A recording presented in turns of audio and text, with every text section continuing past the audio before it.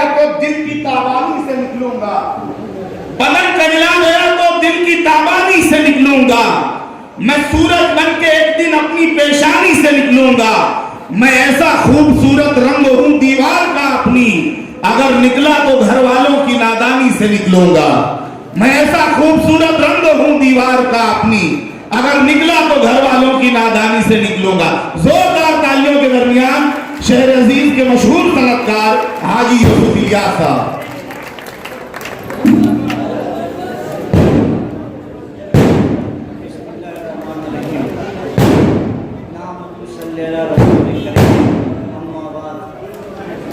आज की इस मीटिंग जलसा आम के सदर आली जनाब अजीम खान साहब, शेर महाराष्ट्र अबू हासिम आजमी साहब, स्टेज पर बैठे हुए मिली तंजीमें, औरंगाबाद, धूलिया और बम्बई भिवंडी से आए हुए हमारे मेहमान और मुअज़्ज़िज़ शख्सियत, दोस्तों और साथियों, 1999 में जब निहाल साहब हारे, उसके बाद मैं इस शहर में एक्टिव हुआ और मेरी पहली तहरीक थी एक्साइज ड्यूटी के खिलाफ। 24 दिन हमने पावर लूम पूरे शहर का बंद करा के रखा था। दिल्ली जाकर निहाल साहब और शरद पवार से मिलकर बात किया। उस वक्त तो इसरार आजमी साहब थे हमारे साथ। उन्होंने कहा कि मैं भाई के बंगले पर रुकूंगा। तो मैं पूछा आपके भाई कौन है? तो अबू हासिम आजमी साहब उस वक्त तो राज्यसभा के मेंबर थे, वो भी मदद किए थे उस वक्त भी।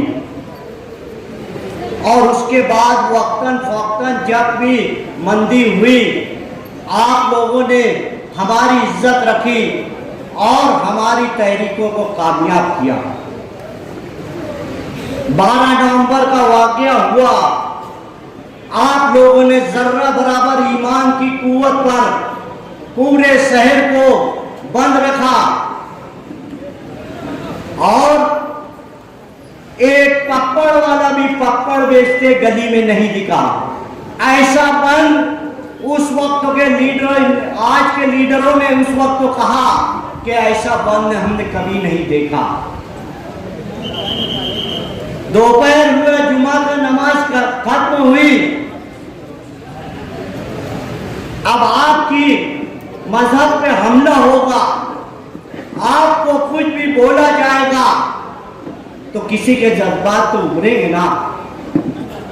जब जज्बात उभरे, मगर लोग क्या किए? कौन सियासी लीडर आपकी मदद किया?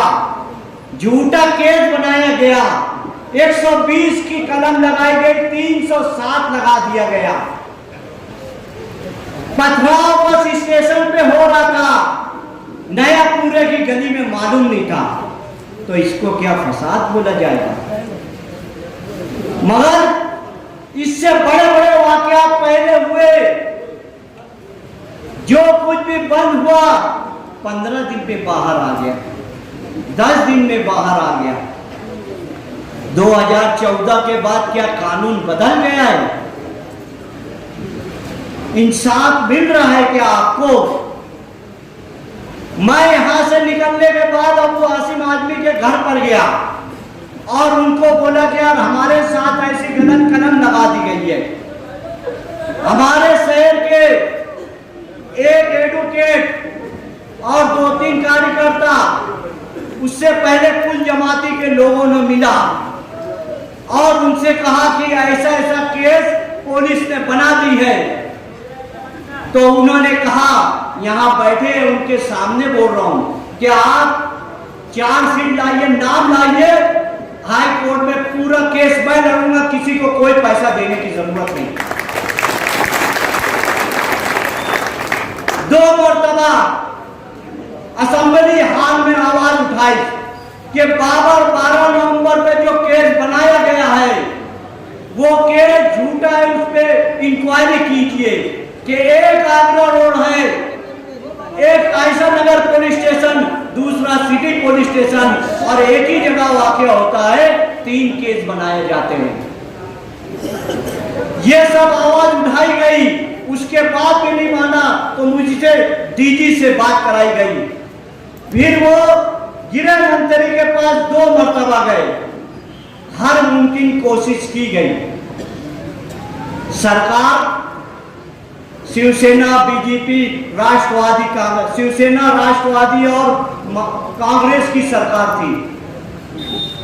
उनको सोचना चाहिए था कि नहीं भाई, बीजेपी के सरकार में हम समझ लिए कि हमारे साथ इंसाफ नहीं होगा, तो उस वक्त तो इंसाफ क्यों नहीं हुआ भाई? क्यों हमारे लोग बेगुनाह 11 महीने तक जेलों में थे?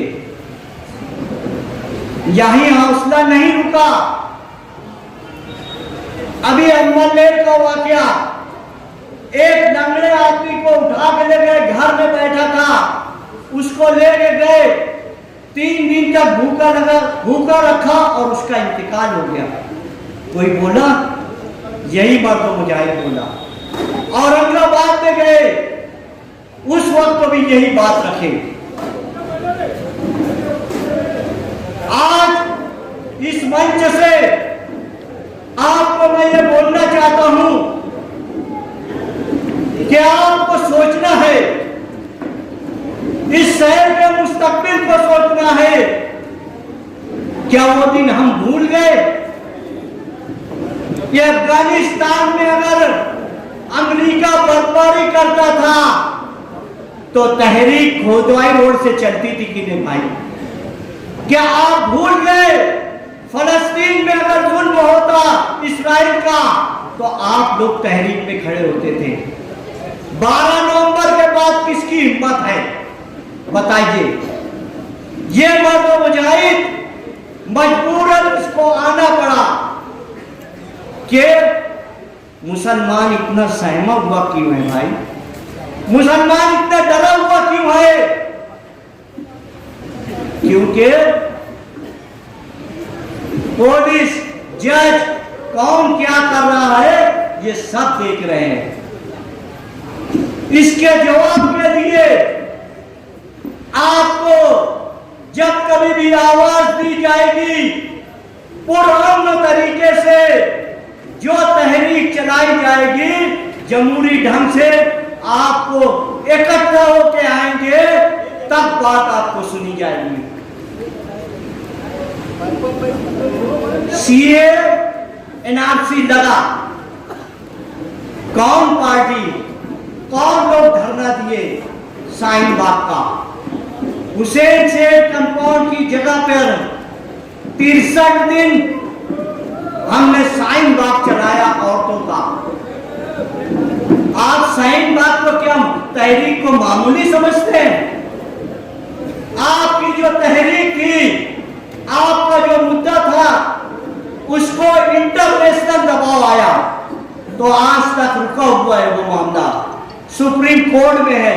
आज झूठे 4 करोड़ मुसलमान की झूठे अपडेट लेकर ये लोग वहां बताने वाले हैं कि मुसलमान इस कानून से राजी है, ऐसा झूठा करने वाले हैं।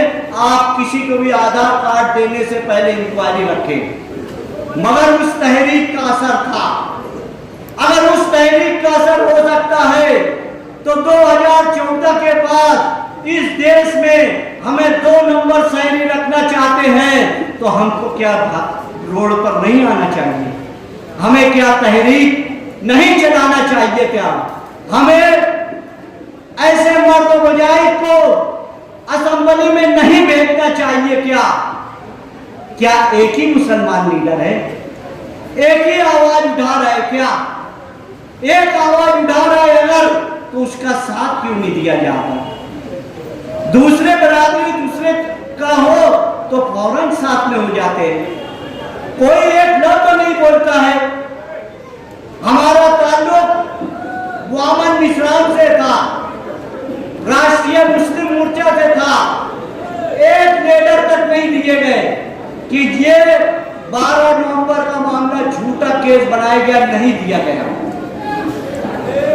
इसलिए मैं इस मंच से आपको गुजारिश करने आया हूं, मैं आज तक ये नहीं देखा कि तहरीक कौन चलाने जा रहा है, क़यादत कौन कर रहा है, अवाम का फायदा है, कौम का फायदा है। मैं जान माल सब कुछ लगा के हमारे लोगों को इकट्ठा करके इस शहर की तहरीक कामयाब करने के करता था। मगर आज 12 नवंबर के बाद मुझे सोचने पे मजबूर हुआ गया, क्या मैं इतने लोग ये बैठ गया भाई, आगे खड़े मतलब भाई, नीचे लोग बैठे हैं। मैं इतने लोगों के साथ तहरीक चलाया, इतने लोगों का काम किया, हर चीज करने के बाद मेरी कौम के साथ क्या हुआ, हमारे लोगों के साथ क्या हुआ? जेल मिली, केस मिला। इसलिए मैंने फैसला किया है कि अब ऐसे आदमी के साथ रहकर हमारी कौम को बचाऊंगा। हमारे आने वाली मुस्तकबिल को बचाने के लिए मैं समाजवादी पार्टी में शिरकत करूंगा। आप लोगों का साथ चाहिए। ये मत देखिए मुसलमान को सिर्फ उसकी जान और माल की हिफाजत हो जाए, वो 2 वक्त तो भूखा रहेगा, अपने बच्चों को पढ़ाएगा, IAS ऑफिसर बनाएगा, डॉक्टर बनाएगा, वकील बनाएगा। मगर हमारी जान चली जाए, हमारा माल लूट लिया जाए तो हम ऐसे ही कमजोर है। हमारे ज्यादा लोग रिक्शा चलाते हैं, मजदूर हैं, कोर्ट साहब में काम करते हैं, हमारे पास उतना रुपया नहीं रहता है। उसके बावजूद हमारे साथ जुल्म हो रहा है, हमको मासी तौर से कमजोर किया जा रहा है। ये सब आपको आज से सोचना है, क्योंकि 1948 में कुर्बानी यहाँ नहीं हुई थी, सिख लोग फौज लाए थे। उस वक्त में जो हमारे लोग थे उन्होंने फैसला किया कि हमको इस शहर में आजाद कुर्बानी चाहिए। हर वक्त तो आप लोग जिसका खून है आपके अंदर, जो 2022 में इस मालेगांव को आजाद कराया, जो मुजाहिदीन थे, उसका खून है। किसी नामर्द का आपके अंदर खून नहीं है। इसलिए आप यहां पर उठकर फैसला करना कि हमारा शहर कौन बचाएगा, हमारी कौम को कौन बचाएगा। पूरी दुनिया में कहीं जुल्म होगा तो यहाँ पर आजादी से तहरीक आप लोग चलाएंगे। यहाँ की तहरीक चलती है तो पूरी दुनिया में देखी जाती है। ये शहर आपका जागरूक शहर माना जाता है। ये सब सोचने के बाद आप फैसला करना। मेरे पास ऐसा कुछ नहीं है कि मैं जाके सियासत करके मिंबर बनकर कारपोरेशन को लूटूं या कहीं लूटूं। अल्लाह ताला ने मुझे बहुत दिया है, अल्लाह का शुक्र है। मैं कौम की खिदमत करने के लिए ये काम कर रहा हूँ। यही बात 10 मरतबा अबू हाशिम आदमी के बारे में लोगों ने कहा है कि इनके पास इतना रुपया है कि ये ऐश और आराम से घर में रह सकते हैं, मगर इनको कौम का दर्द है। तिरन्नू का ब्लास्ट जो मुंबई में हुआ था, इनको झूठे केस में जेल में डाल दिया गया था। उसके बाद ये मैदान में आए। हमारे साथ भी ऐसा हुआ है। इसलिए मैं आपसे गुजारिश करता हूं कि आप लोग सोचे, आने वाली नस्ल के लिए सोचे। हमारी जिंदगी कट चुकी है, हमारे आने वाली नस्ल का मुस्तकबिल क्या होना चाहिए? क्या सर उठाकर जीना चाहिए या फिर यहाँ पर राज जो है दूसरे का है और हमारे लोग दबे कुचले रहे? ऐसा नहीं होना चाहिए। अल्लाह ताला जो है ना मुजाहिद पैदा करता है। हर वक्त जब तुम जो है दब जाओगे, तुम्हें एक वाकया बताता चलूं। 12 नवंबर का वाकया हुआ, अल्लाह के रसूल के सामने गुस्ताखी कर दी गई। एक औरत, वकील औरत, वो गुस्ताखी की। तुम्हें मालूम है, आप देखे या सोचे, आपका शहर खामोश था, कोई आवाज नहीं उठाया। 12 नवंबर का डर था। तो अल्लाह ताला ने क्या किया? पूरी दुनिया को जगा दिया, पूरी दुनिया में एहतजाज हुआ। अल्लाह फरमाता है मैं किसी से भी काम ले सकता हूं। अगर एक ऑफिसर ईमानदार हेमंत करकरे आकर बम ब्लास्ट के आरोपी को, हिंदू दहशतगर्दों को रोक सकता है, तो इसलिए आप जब उस वक्त को भी डरे हुए थे, मगर आप अल्लाह ताला ने काम लिया, हिंदू दहशतगर्दों को पकड़वाया। इसलिए आप ये मत सोचे कि आप घर में बैठे रहेंगे तो कल आखिरत में अल्लाह ताला पूछेगा कि मेरे महबूब की शान में गुस्ताखी हो रही थी तो आप क्या कर रहे थे, मेरे मुसलमान भाइयों पर जुल्म हो रहा था तो आप क्या कर रहे थे। ये सब आपसे पूछा जाएगा। इसीलिए यहाँ से उठने के बाद आप लोग सोचिए, और जो आपके कौम को बचाए, जो आपके सनत को बचाए, जो आपको काम आए, उसके ही साथ रहो। ये मर्द मुजाहिद अभी 3 मरतबा असेंबली में आवाज उठाया, इनकी हौसला अफजाई के लिए ये हमने यहाँ प्रोग्राम रखा कि एक तो है कोई आवाज उठाया है।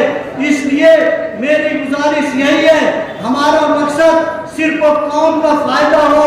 इस देश में जमहूरी ढंग से जिस तरह हर बिरादरी जात रहती है, उसी तरह मुसलमान रहे, 2 नंबर का शहरी ना रहे। इतना ही कह के मैं अपनी बात खत्म करता हूँ।